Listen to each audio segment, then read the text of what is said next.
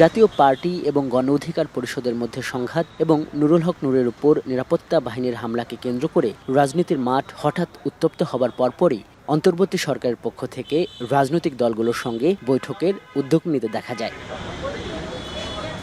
2 দিন আগে বিএনপি, জামাত এবং এনসিপির সঙ্গে বৈঠকের ধারাবাহিকতায় মঙ্গলবার প্রধান উপদেষ্টার বাসভবনে আমন্ত্রণ পায় ধর্মভিত্তিক অরাজনৈতিক প্ল্যাটফর্ম হেফাজতে ইসলাম সহ 7টি রাজনৈতিক দল।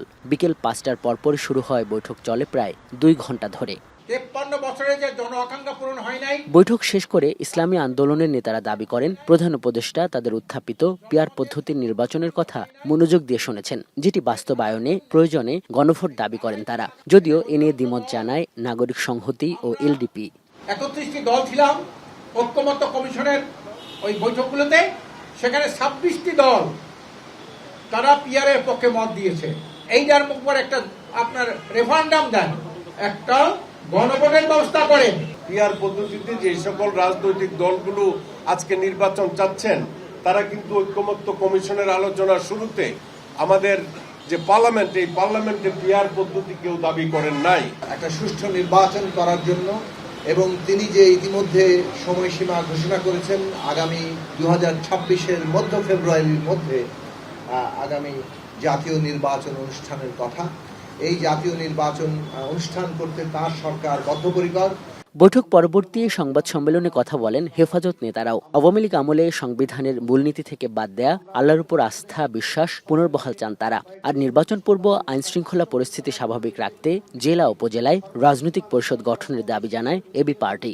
আমরা আজকে দাবি জানিয়েছি সংবিধান সংস্কারে, সংবিধানের যে মূলনীতি আল্লাহর উপর আস্থা ও বিশ্বাস, সেটাকে পুনর্বহাল করার জন্য নির্বাচনকালীন সরকার আমাদের কাছ থেকে পরামর্শ চেয়েছেন নির্বাচন অবাধ, সুষ্ঠু, নিরপেক্ষ কিভাবে করা যায়। আমরা বলেছি আওয়ামী ফ্যাসিবাদী সরকারের যারা দোষর, সন্ত্রাসী, ক্রিমিনাল, তাদেরকে চিহ্নিত করে গ্রেফতার করুন। আমরা জাতীয় ও জেলা উপজেলা পর্যায়ে সব রাজনৈতিক দলগুলোকে নিয়ে একটা সমন্বিত কমিটি করার কথা বলেছি, যাতে স্থানীয়ভাবে আসন কেন্দ্রিক যতগুলো ঝামেলা হয়, যাতে সেখানে রাজনৈতিক দলগুলোর একটা ভূমিকা থাকে। রাজনৈতিক দলগুলোর এই বৈঠকের পর গণ অধিকার পরিষদের সাধারণ সম্পাদক এবং দলটির প্রধানের সহধর্মিণীকে নিয়ে আরেক দফা বসেন প্রধান উপদেষ্টা। তারা জানান নুরুল হক নূরের উন্নত চিকিৎসার জন্য বিদেশ পাঠানোর উদ্যোগ নিয়েছে সরকার। রাজনৈতিক বৈঠকের ব্যাপারে জানান তারা জাতীয় পার্টি সহ ফ্যাসিবাদের সঙ্গে জড়িত সব দলগুলোর নিষিদ্ধ চেয়েছেন। হামলা ওর উপরে হয়েছে তার আইনগত দুঃখ প্রকাশ করেছেন এবং আইনগত ব্যবস্থা নেওয়ার আশ্বস্ত করেছেন। আওয়ামী লীগ যে অপরাধ করেছে, ঠিক একই ধরনের অপরাধ করেছে জাতীয় পার্টি এবং 14 দল। সুতরাং আওয়ামী লীগকে আপনারা যেভাবে নিষিদ্ধ করেছেন, ঠিক একই প্রক্রিয়ায় জাতীয় পার্টি এবং 14 দলকে নিষিদ্ধ করতে হবে। সবশেষে ব্রিফ করেন প্রধান উপদেষ্টার প্রেস সচিব। তিনি বলেন, ফেব্রুয়ারির মধ্যভাগেই দেশের ইতিহাসের অনন্য নির্বাচন অনুষ্ঠানের ব্যাপারে একাগ্র সরকার প্রধান।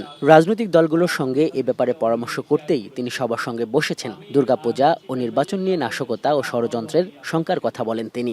প্রধান উপদেষ্টা বৈঠকে সুস্পষ্টভাবে বলেছেন নির্বাচন ফেব্রুয়ারি মানে 2026-এর ফেব্রুয়ারির প্রথমার্ধেই অনুষ্ঠিত হবে। সুষ্ঠু ও উৎসবমুখ নির্বাচনের জন্য রাজনৈতিক দলগুলোর কাছে তিনি পরামর্শ চেয়েছিলেন মিটিংয়ে। প্রেস সচিব জানান, নূরের উপর হামলা তদন্তে জাস্টিস আলী রেজার নেতৃত্বে 1 সদস্যের বিচার বিভাগীয় তদন্ত কমিটি গঠন করা হয়েছে। 1 সদস্য বিশিষ্ট একটি জুডিশিয়াল কমিটি। আজহার লিমন, এখন, ঢাকা। ডায়ালগ সুবাসিত টয়লেট ক্লিনার, যার পাওয়ার প্লাস ফর্মুলা টয়লেটের কোনায় কোনায় পৌঁছে 99.99% জীবাণু ধ্বংস করে। রিমার্ক